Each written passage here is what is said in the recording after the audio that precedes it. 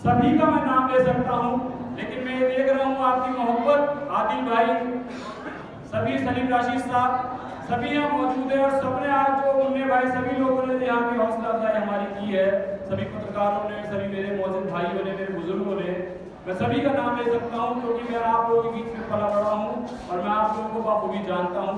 लेकिन आप लोगों ने यहाँ कर जो मरियम हायर सेकेंडरी के स्कूल के बच्चों को, हमारे टीचर्स को, आप लोगों ने जो यहाँ पर हमारी हौसला अफजाई की है, मैं उसका भी शुक्रगुजार हूँ और इस मौके पर, स्वतंत्रता दिवस के मौके पर आप सबको दिल की गहराई से मुबारकबाद भी देना चाहिए।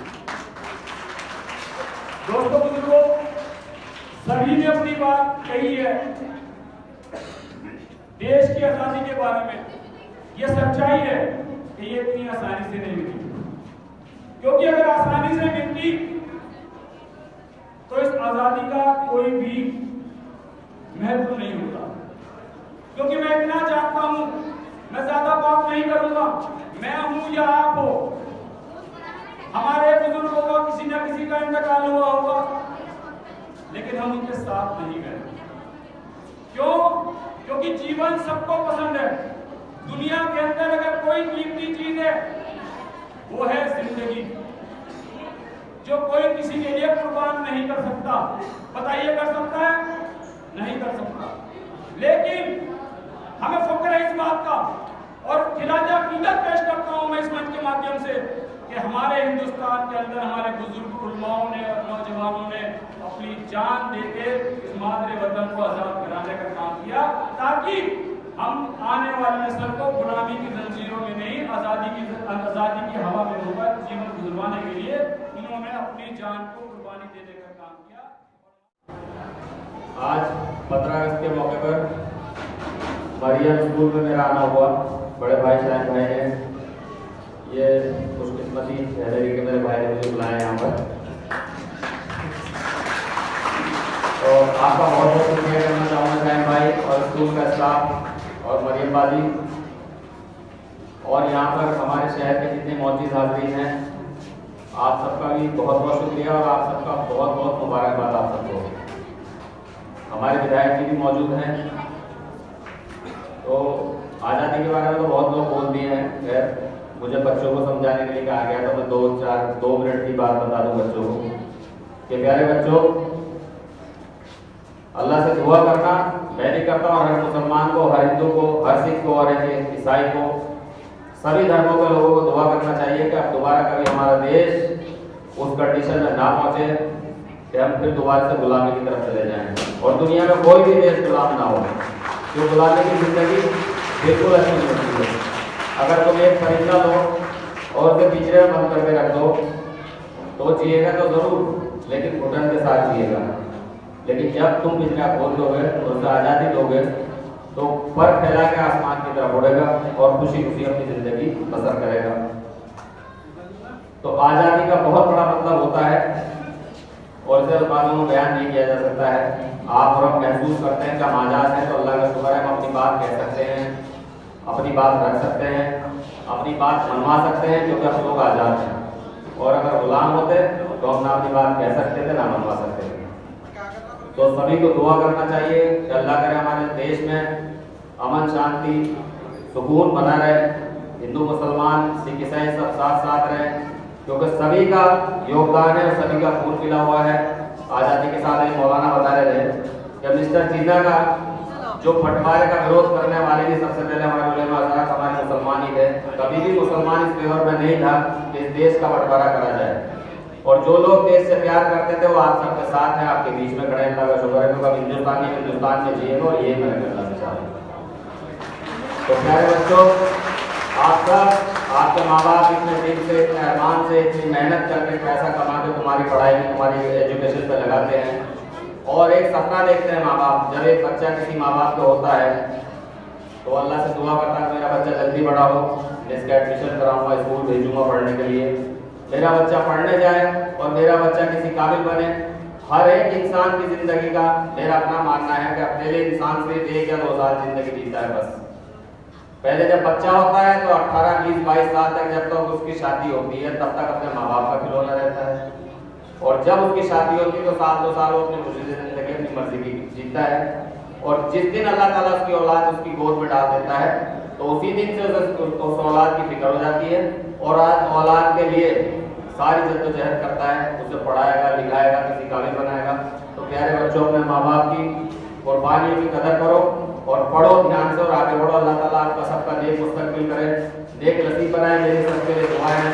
अल्लाह रब्बुल आलमीन जिनके घर में बेटियां पढ़ रही हैं, बेटे पढ़ रहे हैं, अल्लाह सबको खूब तरक्की दे।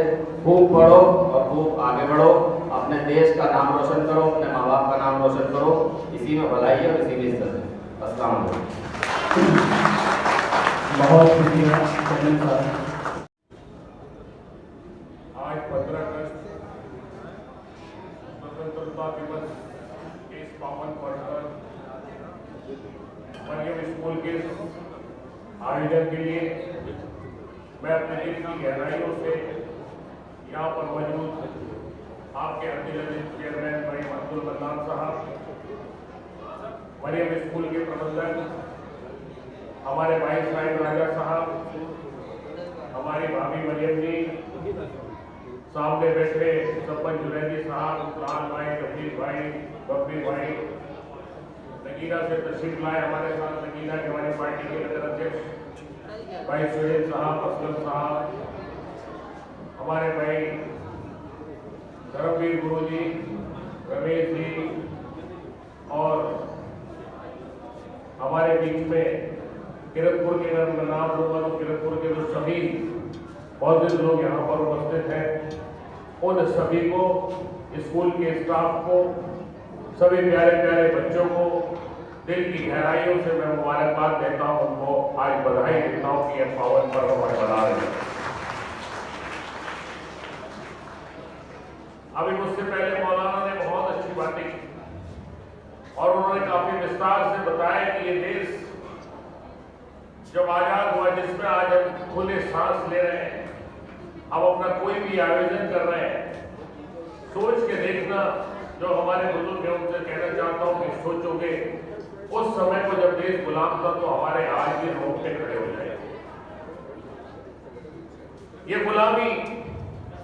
गुलामी का अगर किसी को इस समय में भी अगर कोई उदाहरण देखना है तो किसी भी जानवर को आप खूंटे से बांध दो और उसके बाद अगर किसी वजह से वो रास्ता उड़ा दे या आप लेके जा रहे हो और वो छूट जाए तो देखना कि किस तरह वो उछल कूद बचाता है।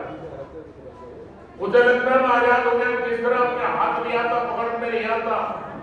तो जब एक जानवर को आजादी की इतनी खुशी होती है, हम लोग तो भगवान ने, अल्लाह ने हमें इंसान बनाया है, तो हमें 1947 में जब हमारा देश आजाद हुआ तो हमें कितनी खुशी हुई। लेकिन ये आजादी ऐसे नहीं मिली।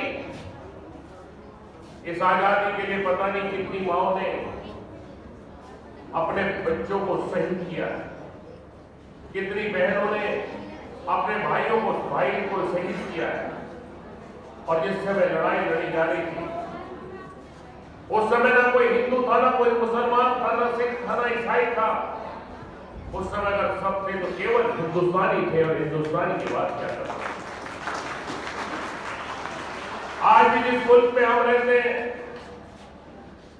इस आजादी के बाद परम पूज्य बाबा भीमराव अम्बेडकर जी ने हमें संविधान दिया। उस संविधान में हमें सारी स्वतंत्रता दी, अपने अपने तीज त्योहार मनाने का अधिकार दिया। अगर ये देश आजाद नहीं हुआ होता तो आज हमें ईद और दिवाली, होली मनाने का मौका नहीं मिलता। इसलिए अगर ईद और दिवाली, होली मनाने का मौका मिला है तो सिर्फ और सिर्फ 15 अगस्त और 26 जनवरी की वजह से मिला, जिसमें हमारा देश आजाद। तो इस तरह के आयोजन 15 अगस्त और 26 जनवरी में बहुत जरूरी है, जिससे हमारे प्यारे प्यारे बच्चे ये जान सके, आने वाली नस्लें, आने वाली पीढ़ियां जान सके कि आजादी की कीमत क्या होती है, आजादी हमें कैसे मिली है। अगर हमें ये नहीं बता पाएंगे तो हम लोग इन्हें अगर ये तक संदेश नहीं दे पाएंगे तो इन बच्चों को आजादी का मतलब पता नहीं चलेगा, आजादी कैसे मिली नहीं पता चलेगा। इसलिए मैं बधाई देता हूँ मरियम स्कूल के हमारे प्रबंधक भाई साहिब राजा साहब को इतना खूबसूरत प्रोग्राम किया, बच्चों ने इतना खूबसूरत प्रोग्राम दिखाया, और इस बात के लिए भी बधाई देता हूँ खास तौर से बड़े भाभी को, हमारी बहन भी है, भाभी डबल रिश्ते हैं, उन लोगों को इस बात के लिए बधाई देता हूँ कि यकीनन आपने बच्चों में अच्छे संस्कार डालने का काम किया है। उनका यह प्रोग्राम देख करके, डिसिप्लिन देख के लगता है कि आप बहुत गंभीर है और इन बच्चों को अच्छी शिक्षा देना चाहते हैं। आज इस मौके पर मैं आप लोगों से यह भी कहना चाहता हूं कि आज फिर कुछ प्रतिपक्ष में कुछ ऐसे लोग आज फिर इस देश को गुलामी की ओर धकेल रहे हैं, और वो आज वो गुलामी वाली अंग्रेजों की गुलामी ना हो, वो गुलामी ना हो जिसमें असफाकुल्लाह खान ने, राम प्रसाद बिस्मिल ने, चंद्रशेखर आजाद ने, इन्होंने मिलकर के इस देश को आजाद कराया। आज भले ही वो आजादी की लड़ाई ना हो, लेकिन आज भी आजादी की लड़ाई लड़नी पड़ेगी, क्योंकि आज लोग हमें आर्थिक गुलाम बनाने जा रहे हैं। आज वो लोग जो ऐसी पार्टियां हैं आज इस देश को फिर आर्थिक गुलामियों की ओर धकेल रही है।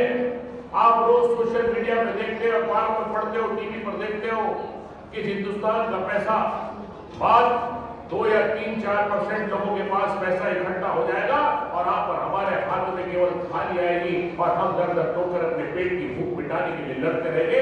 इसलिए उस आर्थिक गुलामी से भी बचने के लिए हमें इकट्ठा होना पड़ेगा। जिस तरह देश की आजादी उस समय लड़ी गई, आजादी के लिए लड़ा, आज फिर एकजुट होना पड़ेगा कि इस देश को आर्थिक गुलामी की तरफ ले जा रहे लोगों से लड़ना पड़ेगा और इस देश को गुलामी से बचाना पड़ेगा। इसलिए आपसे आह्वान करते हुए, गुजारिश करते हुए, निवेदन करते हुए, प्यारे प्यारे बच्चों, आप इस देश का भविष्य, हमारे छोटे छोटे बच्चे, इनमें से कल को कोई IAS, डॉक्टर, इंजीनियर, PCS बनेगा, हो सकता है इनमें से कल को कोई देश का प्रधानमंत्री बने, मुख्यमंत्री बने, क्योंकि किसी की किस्मत और भविष्य का नहीं पता। लेकिन मैं यकीन से कहना चाहता हूं कि बच्चों मेहनत करके, लगन से पढ़ना और मेहनत और लगन से पढ़ के अपना लक्ष्य निर्धारित कर लेना कि हमें बड़े होकर के ये बनना है। जो अपना लक्ष्य निर्धारित कर लेते हैं वो हमेशा कामयाब होते हैं, उनकी हमेशा वो मंजिल जो है उनको मिलती है। इसलिए आपसे अगर आप कामयाब होंगे, जीवन में सफल होंगे, तो बढ़िया स्कूल का नाम होगा, आपके वालिद वालिदैन का नाम होगा, आपके स्टाफ का नाम होगा, और आप इस देश का, प्रदेश का, इस जिले का नाम रोशन करने का काम करेंगे, किरतपुर का नाम रोशन करने का। मुझे आज इस तरह के प्रोग्राम में मुझे स्कूल में आने का पहली बार मौका मिला।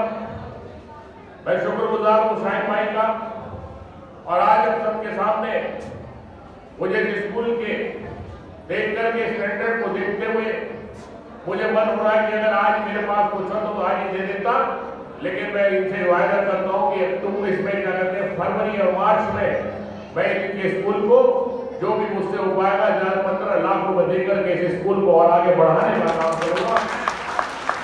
और उससे अगर कहीं भी कुछ और भी मुझे करना पड़ा तो इस स्कूल के लिए करूंगा। इन्हीं शब्दों के साथ एक बार पुनः इस आजादी और इस स्वतंत्रता दिवस के लिए जो आज हमारे देश में कुर्बानी जिन लोगों ने दी उनको याद करने, शहीदों को याद करने का दिन है।